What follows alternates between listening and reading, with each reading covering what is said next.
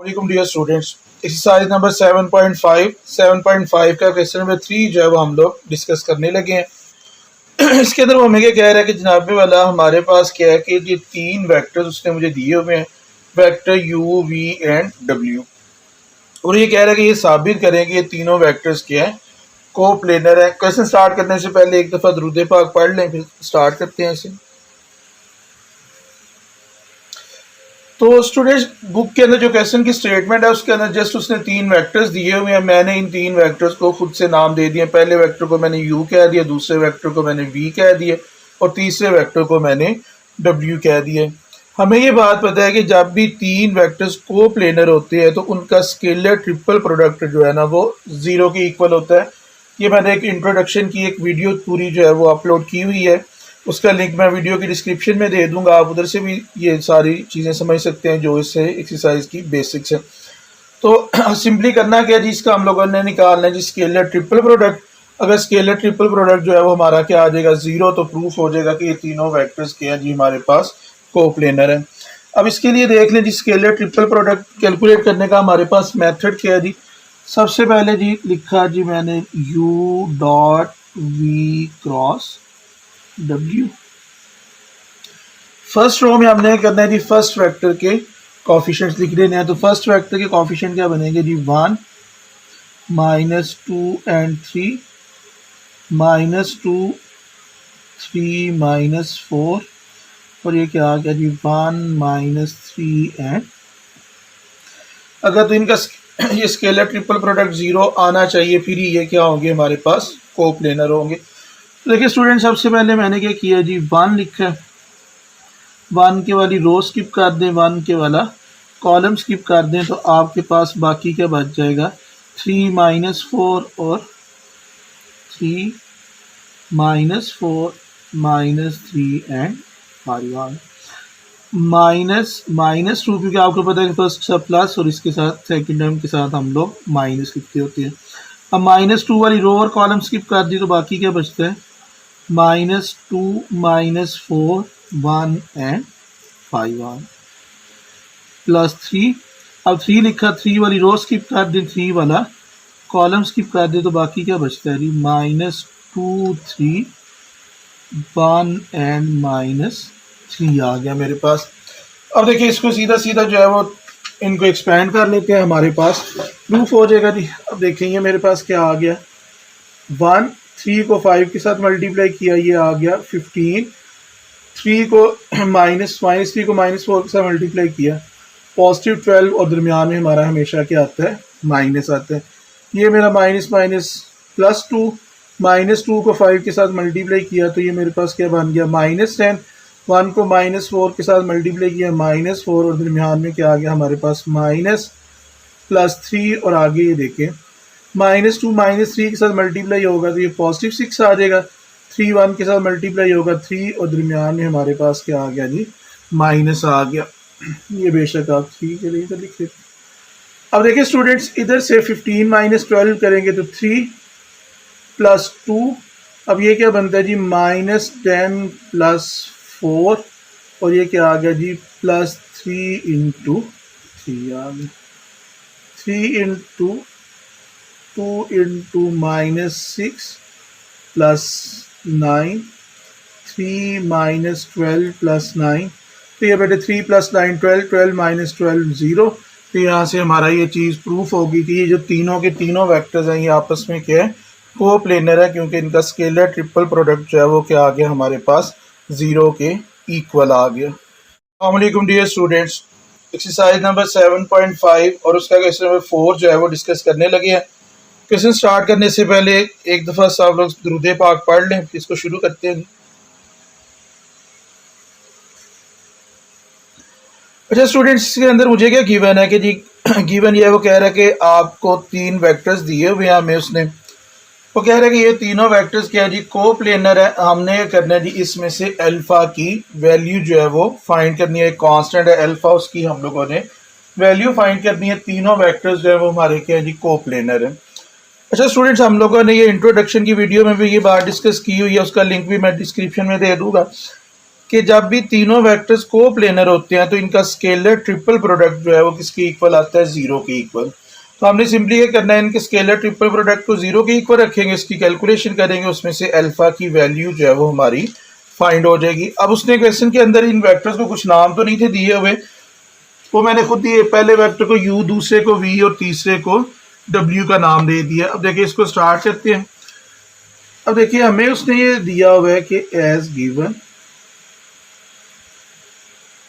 u, v and w are coplanar.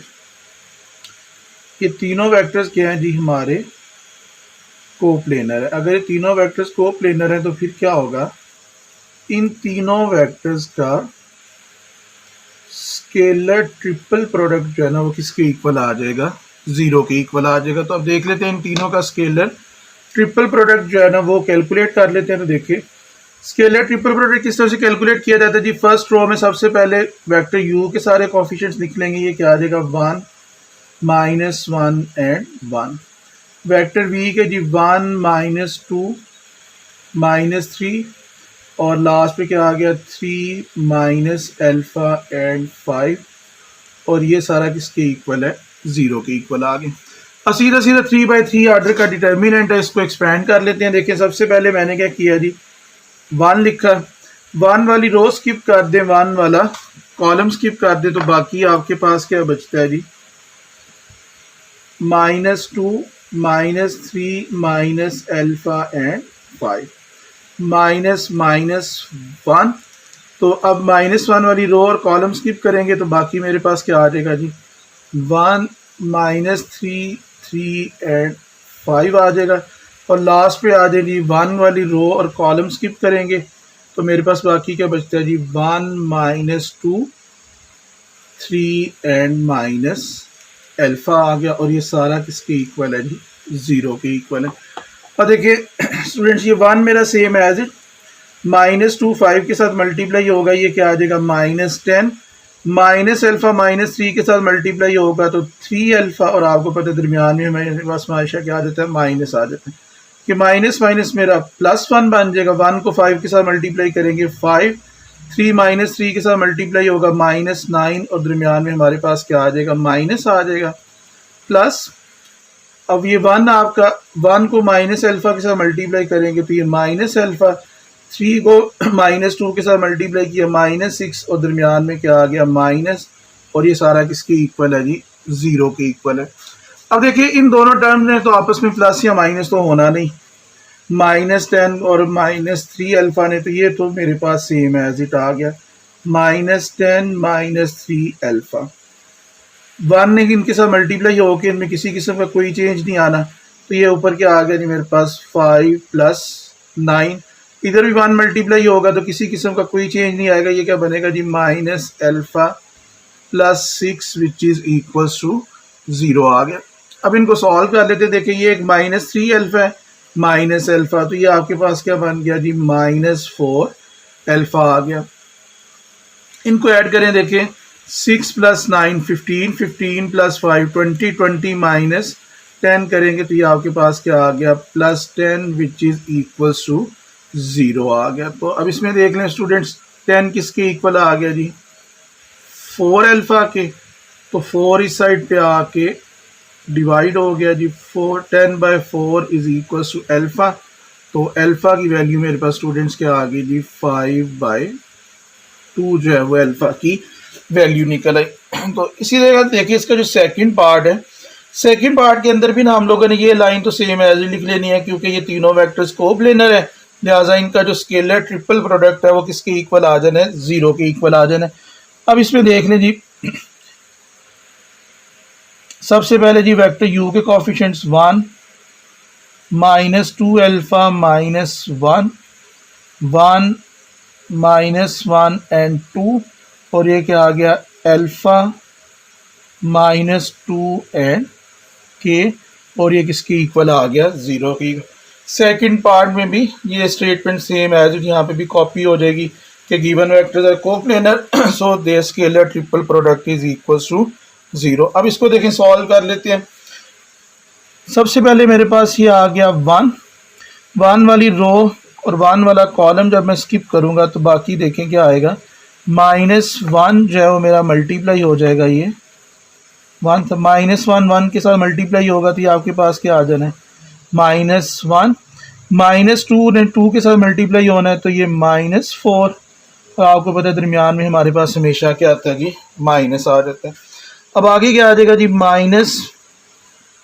-2 alpha.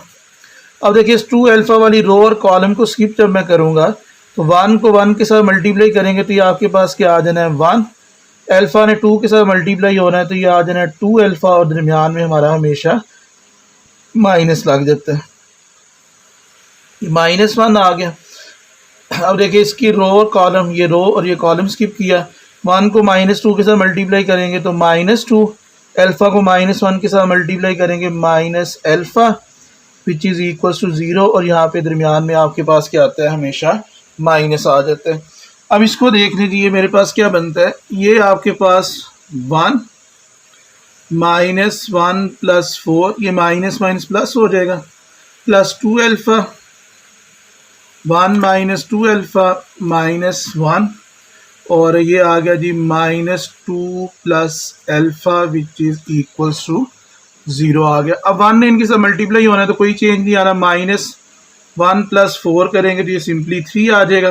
2 alpha को अंदर multiply करेंगे तो ये आपके पास बनता है जी 2 अल्फ़ा -4 अल्फ़ा स्क्वेयर, -1 अंदर मल्टीप्लाई होगा तो ये +2 alpha which is equal to 0 आ गया। तो ये आपके पास क्वाड्रेटिक इक्वेशन एक बन रही है। देखें ये आपके पास आ गया जी -4 अल्फ़ा स्क्वेयर। अब ये 2 अल्फ़ा में से 1 अल्फ़ा माइनस किया तो ये आपके पास क्या आ गया, सिंपली प्लस अल्फ़ा आ गया और ये 3 + 2 किया तो ये आपके पास क्या आ गया, 5 आ गया। इन सब में से मैं माइनस जो अगर कॉमन ले लूँ तो देखें ये 4 अल्फ़ा स्क्वेयर जो नेगेटिव था वो मेरा पॉजिटिव हो जाएगा, अल्फ़ा जो है वो मेरा क्या हो जाएगा, नेगेटिव, 5 भी मेरा क्या हो जाएगा, नेगेटिव हो जाएगा। अब यहाँ पे देखिए क्वाड्रेटिक इक्वेशन बन गया तो इसके सीधे सीधे हम लोगों ने कर लेने जी, फैक्टर्स बना लेने। अब ये 4 और -5 ने मल्टीप्लाई होना है तो -20, तो माइनस अल्फ़ा को हम लोगों ने इस तरह से स्किप करना है कि -अल्फ़ा आए और -20 आना चाहिए। तो इसके सिंपल से जो फैक्टर्स बनते हैं वो क्या बनेंगे, 4 alpha square -5 alpha + 4 alpha -5 which is equal to 0 आ गया। अब इसमें से देखिए स्टूडेंट्स, पहले इन दोनों टर्म में से अल्फ़ा ही कॉमन आ रहा है तो इधर क्या बचेगा जी, 4 अल्फ़ा -5 + 1 कॉमन लेंगे तो 4 अल्फ़ा -5 आ गया। अब ये मेरे पास आ गया जी अल्फ़ा + 1, ये आ गया जी 4 अल्फ़ा -5। एक आ गया जी alpha + 1 is equal to 0, 4 alpha -5 is equal to 0। एक अल्फ़ा की वैल्यू -1 और यहाँ से देखिए 4 alpha is equal to 5, alpha क्या आ गया, 5/4 आ गया। तो ये आप लोगों का क्वेश्चन नंबर 4 जो है वो उसका सॉल्यूशन है। होपफुली आपको इसकी समझ आ गई होगी।